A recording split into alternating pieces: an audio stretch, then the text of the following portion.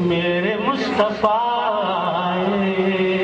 दावत हिदायत की एक हंसी शफक लेकर मेरे मुस्तफा मेरे मुस्तफा। बिस्मिल्लाहिर्रहमानिर्रहीम। नाज़रीन अस्सलामु अलैकुम वरहमतुल्लाहि वबरकातुहू। मैं हूँ अज़ीज़ बेलगामी और सीधी बात टीवी चैनल के अदबी प्रोग्राम फ़िक्र फ़न शेर व सुख़न में आपका खैर मक़दम है। नाज़रीन, वो लोग जिनके हाथ में कलम है, चाहे वो सहाफ़ी हों, अफ़साना निगार हों, मुहक़्क़िक़ हों, शायर हों, अदीब हों, और चाहे वो किसी भी ज़बान में कलमकारी का फ़रीज़ा अंजाम देते हों, और चाहे वो किसी मज़हब, किसी कौम, किसी मुल्क से क्यों न ताल्लुक़ रखते हों, अगर वो इंसानियत की फ़लाह के लिए फ़िक्रमंदी के साथ कलमकारी फरमाते हैं, तो हमारा प्रोग्राम फ़िक्र फ़न शेर व सुख़न ऐसी शख्सियात का जज्बात इफ्तिख़ार के साथ इस्तक़बाल करता है। हमें खुशी है कि आज खलीज बंगाल के दूर उफ्तादा जज़ायर, अंडमान व निकोबार के अंग्रेज़ी ज़बान के एक बाकमाल साहिब कलम, मुहक़्क़िक़, सहाफ़ी और तारीख़दान आज हमारी स्टूडियोज़ में तशरीफ़ फरमा है और उनके कमालात से वाकिफ़ होने और उनके तजुर्बात से इस्तिफ़ादा करने का हमें मौका मिल रहा है। वैसे भी अंडमान और निकोबार के जज़ायर का ज़िक्र मेनलैंड में रहने वालों के लिए हमेशा से ही दिलचस्पी और कशिश का बाइस रहा है। कई लोग तो ये भी नहीं जानते कि जज़ायर हिंदुस्तान का हिस्सा हैं और इनकी हैसियत यूनियन टेरिटरी की है और इन जज़ायर के सफ़र के लिए किसी पासपोर्ट की ज़रूरत नहीं होती। इसलिए हमें उम्मीद है कि आज की गुफ्तगू भी हमारे नाज़रीन की दिलचस्पी का बाइस बनेगी और इन पुरअसरार जज़ायर के हालात व कवाइफ पर से पर्दा उठाने का सबब भी बनेगी। मोहतरम ज़ुबैर अहमद साहब, हमारे स्टूडियोज़ में आपका खैर मक़दम है। शुक्रिया। इससे पहले कि मैं अपने सवालात का आगाज़ करूं, मैं अल्लामा इक़बाल का एक शेर आपकी नज़र करना चाहता हूँ। उक़ाबे रूह जब बेदार होती है जवानों में, उक़ाबे रूह जब बेदार होती है जवानों में, नज़र आती है उनको अपनी मंजिल आसमानों में। माशाअल्लाह। ज़ुबैर अहमद साहब, सबसे पहले तो मैं ये जानना चाहूँगा कि आपकी सहाफ़त और कलमकारी का सफ़र कब और कैसे शुरू हुआ? अस्सलामु अलैकुम नाज़रीन, मुझे बहुत खुशी है कि आज सीधी बात टीवी चैनल में आपसे रूबरू होने का मौका मिला। मैं अंडमान निकोबार आइलैंड से ताल्लुक़ रखता हूँ और मैंने अपना क्लास 12th के बाद जी ये तय कर लिया था कि मुझे अगर कुछ करना है तो जर्नलिज़म ही करना है। और मैंने ग्रेजुएशन के बाद जर्नलिज़म कोर्स भी किया और बेंगलोर में मीन टाइम नाम का एक 10 रोज़ा मैगज़ीन हुआ करता था, उससे मेरा जो है जर्नलिज़म का सफ़र शुरू हुआ।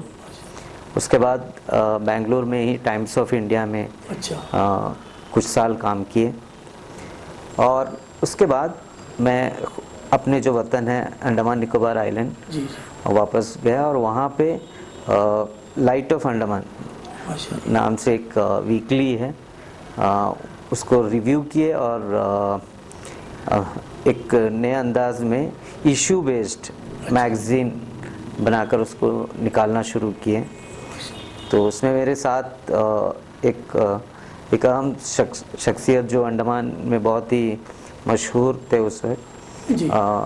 राज अंडमानी, माशाल्लाह। जो जिनका नाम गोविंद राजू हैं, जी जो आज हमारे बीच नहीं हैं, वो भी हमारे साथ में थे। जी और हम ये करते थे कि अंडमान के जो मेजर इश्यूज़ हैं, जी इसको इशू बेस्ड हर हफ्ता जो है एक पर्टिकुलर कवर स्टोरी लेकर कंप्लीटली जो मैगज़ीन है वो अंडमान के जो इश्यूज़ है उसी पे हुआ करता था। अच्छा। और हम जो है नेशनल न्यूज़ को ज़्यादा कवरेज नहीं देते थे उसमें, क्योंकि एक बहुत बड़ा एक एम्प्टीनेस अंडमान में था जर्नलिज्म के फील्ड में। हमने ये देखा कि जो रियल इश्यूज़ हैं, जो मुद्दे हैं, वो ना तो अंडमान में लोग जानते थे उसके बारे में, या फिर बाहर के लोग भी उससे ज़्यादा वाकिफ़ नहीं थे। तो ये एक शुरुआत था जिससे हमने अंडमान में जर्नलिज्म को एक नया अंदाज में पेश करने की कोशिश किया। जी। वैसे किन टॉपिक्स पर, किन मौज़ूआत पर आप कलम उठाते हैं और आपके मज़ामीन कहाँ कहाँ शाया हुए हैं? मैं ज़्यादा जो लिखता हूँ ये अंडमान के जो इन्वायरमेंट हैं, जो ट्राइबल इश्यूज़ हैं वहाँ पर, और साथ में ही वहाँ के जो डेवलपमेंटल इश्यूज़ हैं, जी और स्पेशली गवर्नेंस पे भी लिखता हूँ। ये कुछ इश्यूज़ है जिस पे लिखना इसलिए ज़रूरी है क्योंकि अंडमान निकोबार आइलैंड्स ना सिर्फ डिस्टेंस से इंडिया से दूर है, बल्कि जो एक नेशनल कंसाइंस है इससे भी दूर है। अच्छा। क्योंकि दिल्ली से हमारा सीधा ताल्लुक़ है, तो जो मुद्दा है उसको अगर सही तरीके से अगर पेश नहीं करेंगे, या फिर वहाँ पे जो कुछ हो रहा है उस पे हमारा नज़र नहीं है, तो नेचुरली जो है वहाँ पे बहुत इश्यूज़ हैं जो पॉलिसी जो बनाते हैं उन तक इश्यूज़ को पहुँचाना बहुत ज़रूरी होता है। तो इन सब इश्यूज़ पे लिखता हूँ। और साथ में जो है एक नेशनल प्रेजेंस के लिए अगर कोई ऐसा मुद्दा है जो नेशनल प्रेजेंस में आना है, तो जो जैसा कुछ मैगज़ीन्स हैं या नेशनल जो मीडिया है उसमें भी लिखता हूँ। कुछ आर्टिकल्स जैसा इंडिया टुडे में, या फिर टाइम्स ऑफ इंडिया है, या इंडियन एक्सप्रेस है, या फिर कुछ ऐसे रिसर्च आर्टिकल्स हैं, या फिर एनालिसिस हैं जो इकोनॉमिक एंड पॉलिटिकल वीकली, फिर जो एनवायरमेंटल मैगज़ीन है जैसा डाउन टू अर्थ है, इन सब मैगज़ीन्स में लिखता हूँ। ये एक रेगुलर फीचर नहीं है, लेकिन जब ज़रूरत के हिसाब से वो मैं उनको वो हमसे जो है कांटेक्ट करते हैं और हम उनके लिए कुछ लिखते रहते हैं। माशाअल्लाह। ज़ुबैर अहमद साहब, आपका न सिर्फ ये कि कलम चलता है, बल्कि आप समाजी इश्यूज़ को लेकर और माशरे को बुराइयों से आज़ाद करने के लिए भी आप मुसलसल मसरूफ़ रहते हैं, सरगर्म रहते हैं। बल्कि इस सिलसिले में आपका एक्टिविज़म काफ़ी देखने में आया है, तो वो इसका पस मंज़र क्या है और क्या क्या कुछ आपने अब तक किया है? एक तो ये है कि अंडमान के जितने भी इश्यूज़ हैं ये नेशनल जो सिनेरियो है इससे कंपेयर नहीं कर सकते हैं, क्योंकि एक छोटा सा एरिया वाइज अंडमान बहुत ही मीन्स फैला हुआ है। 800 किलोमीटर जो है उसका टोटल लेंथ है, और स्कैटर्ड आइलैंड्स हैं। लेकिन जो मुद्दे हैं वहाँ का मुद्दा भी बहुत ही अलग है, क्योंकि पॉपुलेशन भी बहुत कम है, और उसमें अगर कुछ भी होता है तो उसका इम्पैक्ट बहुत ज़्यादा रहता है वहाँ पे। तो जैसा अभी जो सोशल इविल्स हैं या जो सोशल इश्यूज़ हैं, ये इश्यूज़ पे काम करने के लिए वहाँ पे ज़्यादा NGOs भी नहीं है। तो हमारे एक ग्रुप है जो ह्यूमन टच के नाम से जाने जानते हैं, एक NGO हमने वहाँ पे कायम किया, और उसमें मैं भी एक मेंबर रहा हूँ। लेकिन हम जो भी मुद्दे उठाए हैं वो ज़्यादा जो है सोशल एविल्स के ख़िलाफ़ हैं। साथ में एजुकेशनल इश्यूज़ को भी टेकअप किए हैं। तो जो सोशल इविल्स है उसमें सबसे इम्पोर्टेंट एक इशू है अल्कोहलिज्म। जहाँ तक मेरा स्टडी है अंडमान के बारे में, तो इंडिया में शायद सेकंड पोजीशन में आता है जो पर कैपिटा कंजम्पशन है अल्कोहल का।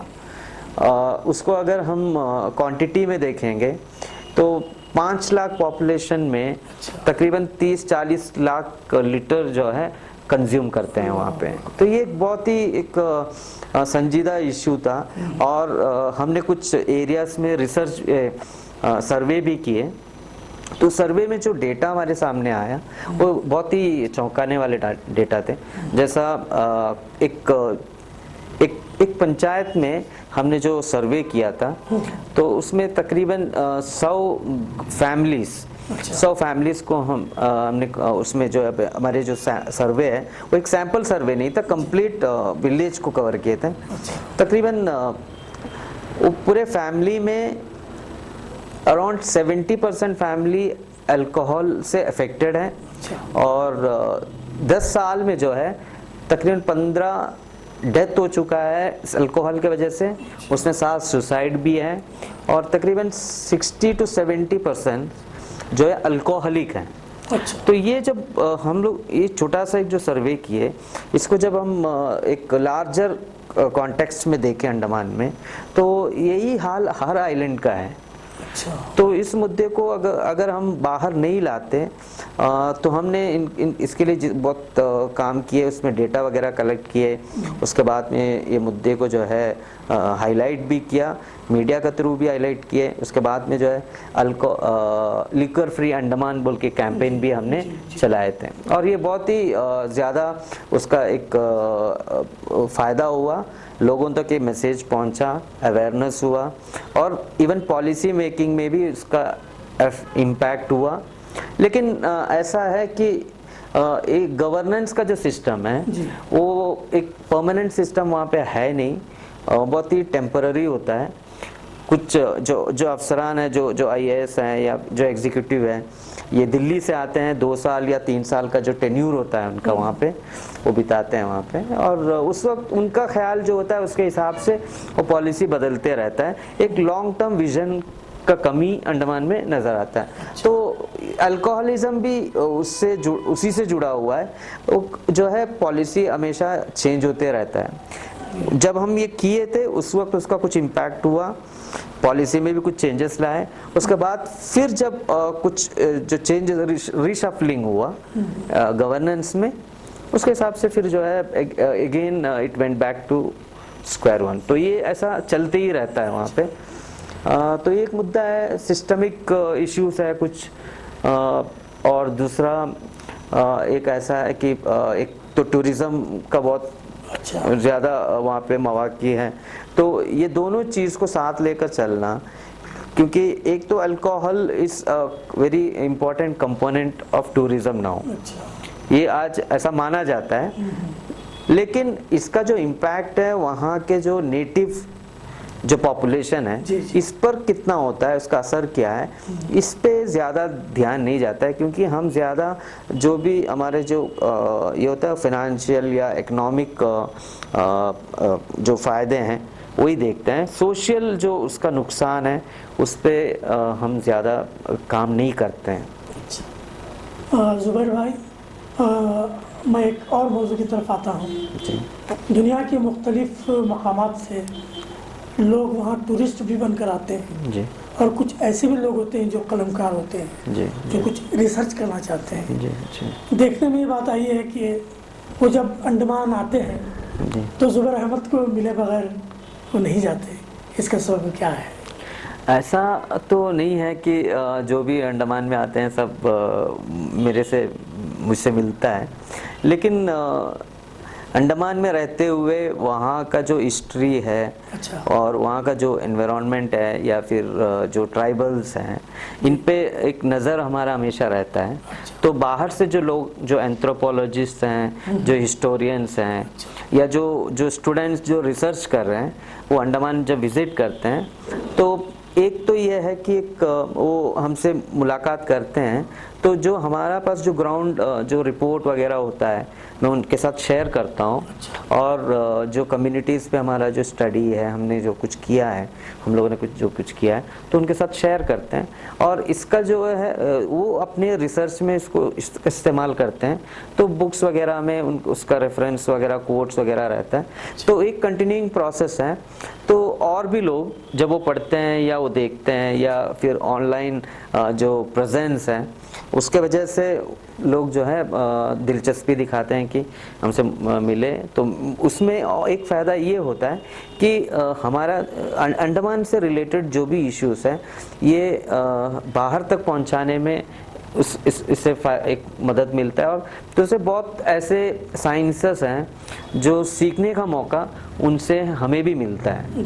तो ये एक गिव एंड टेक तरीका है जिससे जो इल्म हमारे पास है हम उनके साथ शेयर करते हैं और वो हमसे भी जो है जो कुछ हमारे पास है वो हमसे भी लेते रहते हैं। जी ज़ुबैर साहब, मेरे हालिया अंडमान के सफ़र के दौरान मैंने देखा कि कुछ उर्दू राइटर्स अपनी ज़ख़ीम किताबों के पास के साथ आए और तोहफ़ा भी दिया।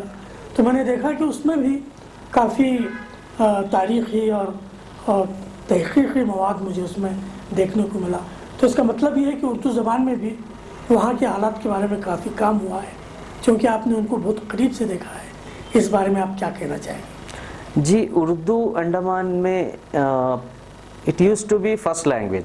अच्छा जी, जब ब्रिटिश वहाँ पे थे, जो काला पानी के नाम से अंडमान जाना जाता है, उस वक्त जो ऑफिशियल लैंग्वेज था वो उर्दू ही हुआ करता था।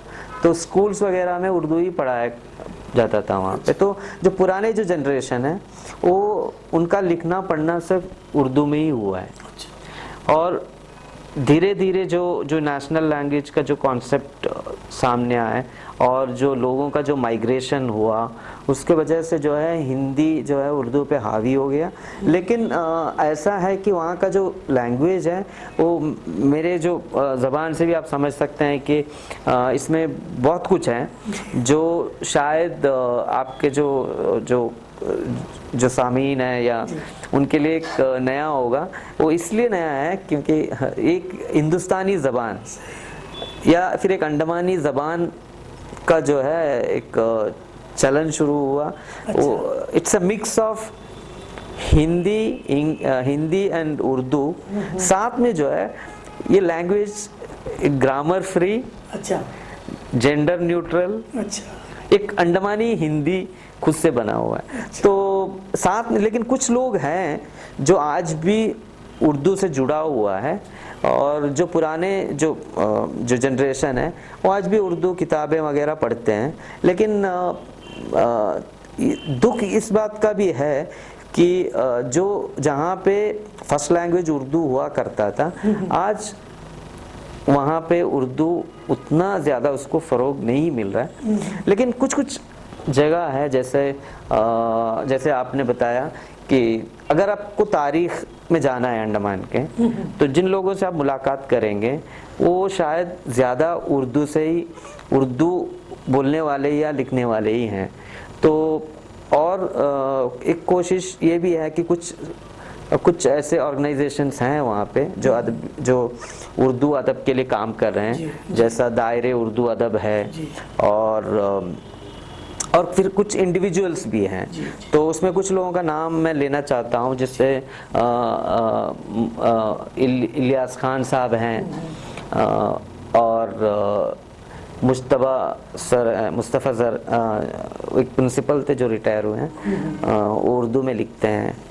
और दूसरे भी शायर हैं वहाँ पे, दूसरे जैसा रोशन अरा दिलबर उर्दू में लिखती है वो।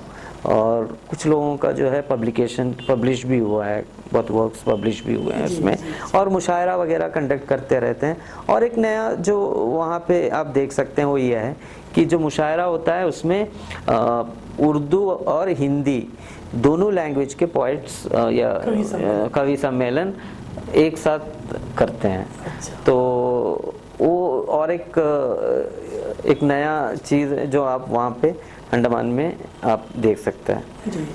और तारीख अगर आप देखेंगे अंडमान का, तो जो हिस्ट्री है, मैं हिस्ट्री पे कुछ काम किया हूँ, कुछ कर भी रहा हूँ अभी। तो जितने पुराने डॉक्यूमेंट्स हैं, इसमें सब जितने जो भी चीज़ मेंशन किया हुआ है, वो उर्दू बहुत कुछ उसमें मिलता है। और एक चीज़ मैं ये कहना चाहता हूँ कि चीफ कमिश्नर हुआ करता था ब्रिटिश के वक्त, जब वो काला पानी था, तो उनका नाम फरार है। उनका एक स्पीच है उर्दू में। अच्छा। और इतना अच्छा स्पीच है वो उर्दू में, क्योंकि वो चाहता था कि लोगों को उनके ज़बान में ही उनसे बात करें। तो वो स्पीच जो है उर्दू में ही किए थे उनसे। तो रिसेंटली मैं कुछ डॉक्यूमेंट्स देख रहा था, तो मेरे नज़र में वो लेटर आया जो उर्दू में है कम्प्लीटली। तो ऐसा नहीं है कि अंडमान में उर्दू नहीं है, उर्दू है, और उर्दू के लिए काम करने वाले भी हैं। और जो NCPUL है, national council for promotion of Urdu language, उसके तहत वहाँ पे एक कंप्यूटर सेंटर भी चलता था, जिसमें डिप्लोमा इन उर्दू कोर्स तकरीबन 10 साल तक इस्लामिक वेलफेयर सोसाइटी नाम से एक संस्था है, वो किए थे वहाँ पे। तो मैं उससे भी जुड़ा हुआ था उस वक्त। तो तकरीबन 2000 बच्चे उससे जो है उसका फ़ायदा उठाया उसका, और वो उर्दू पढ़ सकते हैं और लिख भी सकते हैं। और इसमें जो है 70% जो बच्चे हैं, या फिर या 40-60 रेशियो में देखेंगे, तो जो नॉन मुस्लिम्स हैं, जिनको अरबी से कोई ताल्लुक़ नहीं है, वो फ्रेशली जो है वो वहाँ पे आके उर्दू सीख के गए हैं। और एक जो दूसरा एक जो उर्दू से रिलेटेड एक काम जो हुआ है कि मेरे अहलिया है साजिदा, उन्होंने व्हाट्सएप पे उर्दू सिखाने का एक ये किए थे, और उसका जो है बहुत अच्छा रिस्पांस मिला था। वो अभी चल रहा है जी। उनका अभी कोशिश ये है कि उसका एक सेकेंड एक सेशन करेंगे। तो कुछ लोग उसमें दिलचस्पी दिखाए हैं, तो इंशाल्लाह वो भी एक उर्दू के फ़रोग़ की तरफ एक कदम होगा। ज़ुबैर साहब, आज की गुफ्तगू में अगर राज अंडमानी का और उनकी किताब खारा पानी का जिक्र ना आए, तो मैं समझता हूँ कि ये गुफ्तगू नामुकम्मल रहेगी। वैसे भी आपने अभी थोड़ी देर कबल राज अंडमानी का नाम तो लिया, लेकिन खारा पानी के हवाले से आप क्या कहना चाहेंगे? खारा पानी जो है काला पानी के बारे में है, वहाँ के लोगों के बारे में है, वहाँ का जो कल्चर है उस पे है। और ये एक बहुत ही इनोवेटिव राइटिंग है वो, क्योंकि अगर बाहर के लोग वो किताब का मुताला करेंगे या फिर वो जो उसमें जो पढ़ेंगे, तो उनको एक अंडमान का एक छोटा एक नक्शा जो है उसमें मिलेंगे उनको। और साथ में एक बहुत बड़ा एक मैसेज भी है उसमें, शायरी की ज़बान, क्योंकि मैं शायरी से थोड़ा दूर हूँ, लेकिन मैं जब मैं वो पढ़ता हूँ किताब, जब भी मैं उसका मुताला किया, तो एक चीज़ है कि वो एक बहुत बड़ा मैसेज कन्वे करता है कि जो कम्युनल हार्मनी है, इसका जो इम्पोर्टेंस है, और अंडमान का जो सोसाइटी है, इसमें एक चीज़ जो आप देख सकते हैं आज के जो हालात में, मेरे ख्याल में अंडमान एक ऐसा एक रोल मॉडल हो सकता है, एक टॉर्च बियरिंग सोसाइटी हो सकता है, जो बाकी जो मुल्क के जो दूसरे जगहों पर उसको जो है वो एक्चुअली एक एग्जाम्पल के तौर पे उसको ले सकते हैं। तो ये इसका जो रिफ्लेक्शन है आपको ये खारा पानी जो किताब है उसमें मिलता है। और उनका सोच भी ऐसा ही, यही सोच था कि अंडमान एक ऐसा जगह है जहाँ पे इट्स नॉट बेसिकली क्या बोलेंगे, एक सलाड बॉल कल्चर करके बोल सकते हैं उसको, क्योंकि सब हैं, हिंदी बोलने वाले हैं, उर्दू बोलने वाले हैं, तमिल, तेलुगु, और बंगाली, मलयालम, सब ज़ुबान के लोग वहाँ रहते हैं। और साथ में ही जो है अलग अलग धर्म के लोग भी वहाँ पर हैं। एक ही जगह पर एक छोटा सा सोसाइटी है, लेकिन सब अपने जो डिस्टिंक्ट फीचर्स रखते हुए भी बहुत करीब हैं। और उनमें जो है आपको कभी ऐसा ये फील नहीं होगा कि कुछ तरह का जो कम्युनल टेंशन है, और वो बहुत ही मिलजुल कर रहते हैं। तो ये इसका सब रिफ्लेक्शन उनका सोच में भी था और उनके किताब में भी वो रिफ्लेक्ट हुआ है जी। जुबैर साहब, एक और दिलचस्प सवाल पूछना चाहूँगा, और वो ये कि फ़िक्र फ़न शेर व सुखन के कुछ एपिसोड्स आपको देखने का मौका मिला है, आपके तअस्सुरात भी जानना चाहूँगा और आपके मशवरों से भी मुस्तफ़ीज़ होना चाहूँगा। पहले तो मैं ये क्लियर कर देना चाहता हूँ कि अंडमान में आज जो इंटरनेट का जो फैसिलिटी है वो मेनलैंड से बहुत ही डिफरेंट है, इंटरनेट ना के बराबर है। लेकिन जब भी हमको मौका मिलता है इंटरनेट यूज़ करने या फिर यूट्यूब में सीधी बात के जो प्रोग्राम्स है वो देखने का, तो एक चीज़ मैं उसमें नोट किया, मुझे बहुत पसंद आया कि आप बहुत ही अलग अलग जो शख्सियत है, जो पर्सनालिटीज़ है, उसको उनको इंट्रोड्यूस करते हैं। जैसा रिसेंट एक जो बहुत ही मुझे अच्छा लगा, जो केरल के एक साहब जो उर्दू दाएं उनका भी जो है प्रोग्राम आप इसमें सीधी बात में आप उस ब्रॉडकास्ट किए थे। तो एक चीज़ है कि आप एक जगह अलग अलग जगह के जो उर्दू से जुड़े हुए या अदब से जुड़े हुए लोगों को लाते हैं और उनको इंट्रोड्यूस करते हैं। तो ये एक बहुत ही अच्छा एक कदम है जो शायद एक नया एक एक्सपेरिमेंट भी है जो मेरे ख्याल में बहुत सक्सेसफुल है। और साथ में मैं ये मेरा एक सजेशन तो नहीं कह सकता हूँ मैं, क्योंकि आप बहुत अच्छे कर रहे हैं प्रोग्राम को। एक ये हो सकता है कि दूसरे जो ज़बान में जो अदब में काम किए हैं वो लोगों को भी आप इसमें इनवाइट करें और उनका भी जो उनको भी जो है वो प्लेटफॉर्म दे, ताकि आपके जो ऑडियंस है, जो व्यूअर्स हैं, वो उनसे भी मुलाकात कर सके और उनका भी सुन सकें। और एक चीज़ ये है कि मैं देखा हूँ कि आजकल जो लिटरेचर है, literature is moving towards translations, और ट्रांसलेशन एक बहुत वसी फील्ड है। और मेरे कुछ दोस्त हैं जो नेशनल अलग अलग लैंग्वेज के बुक्स को जो है अंग्रेज़ी में ट्रांसलेट करते हैं। तो जो रीजनल या वर्नाकुलर लैंग्वेजेस के जो राइटर्स हैं उनको एक ब्रॉड स्पेक्ट्रम में लाते हैं और एक ब्रॉडर ऑडियंस तक पहुंचाते हैं। तो हो सकता है उन लोगों को भी आप अगर जो ट्रांसलेटर्स हैं उनका जो एक्सपीरियंस है और उनको जो फीडबैक मिलता है उनको भी आप प्रोग्राम में इनवाइट कर सकते हैं, जिससे जो है और थोड़ा प्रोग्राम को ज़्यादा दायरा उसका थोड़ा और कुछ बढ़ सकता है। जुबैर साहब, वक्त की कमी के सबब मैं बिल्कुल आखिरी सवाल पर पहुंच रहा हूं, और मैं आपसे अर्ज़ करूंगा कि इस वक्त हमारे जो तलबा हैं उनकी जर्नलिज़म में दिलचस्पी कम हो रही है। मैं चाहूँगा कि एक भरपूर पैगाम आप हमारे नौजवान जर्नलिज़म के तलबा को दें, ताकि मैदान में वो भी आएँ और अपनी ज़िम्मेदारी अदा कर सकें। जी, जर्नलिज़म जो ट्रेडिशनल जर्नलिज़म है उससे आज एक बहुत ही आगे निकल चुका है। कि एक ट्रेडिशनल जर्नलिज़म में उसका जो स्कोप था वो बहुत कम हुआ करता था, लेकिन आज जो है कन्वर्जेंस मीडिया का ज़माना है, जहाँ पे आपके पास इंटरनेट का फैसिलिटी है और साथ में जो है प्रिंट मीडिया, इलेक्ट्रॉनिक मीडिया, और साथ में आपको जो है सोशल मीडिया वगैरह सब जुड़ा हुआ है।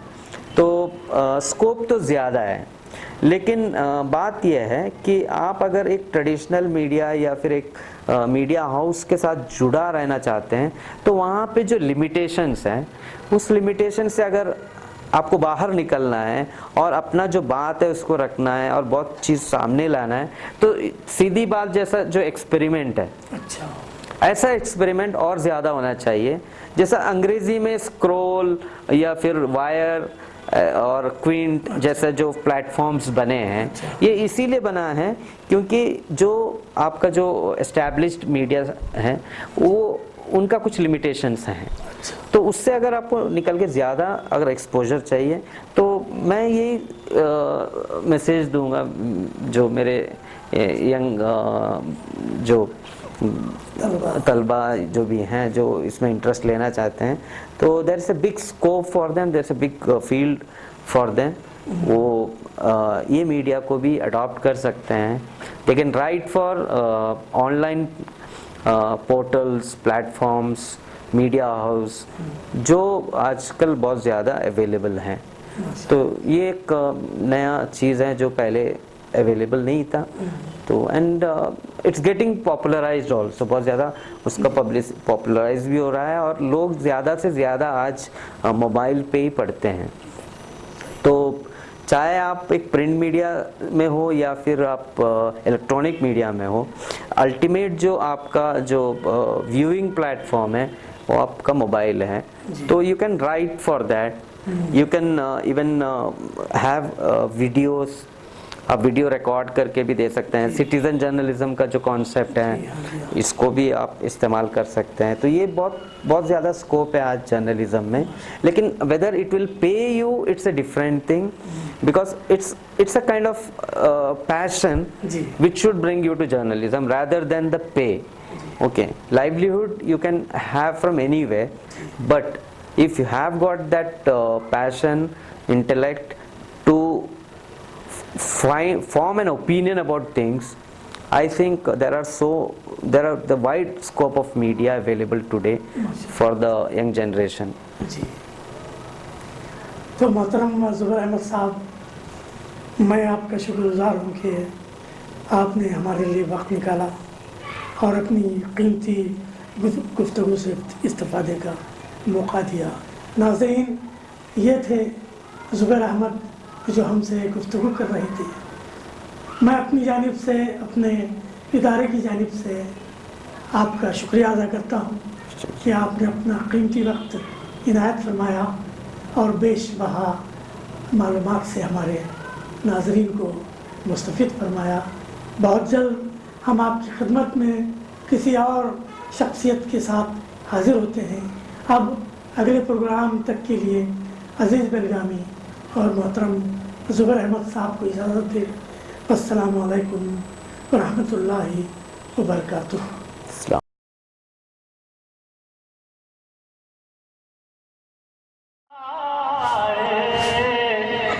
मेरे मुस्तफा आए, दावत और हिदायत की एक हंसी शफक ले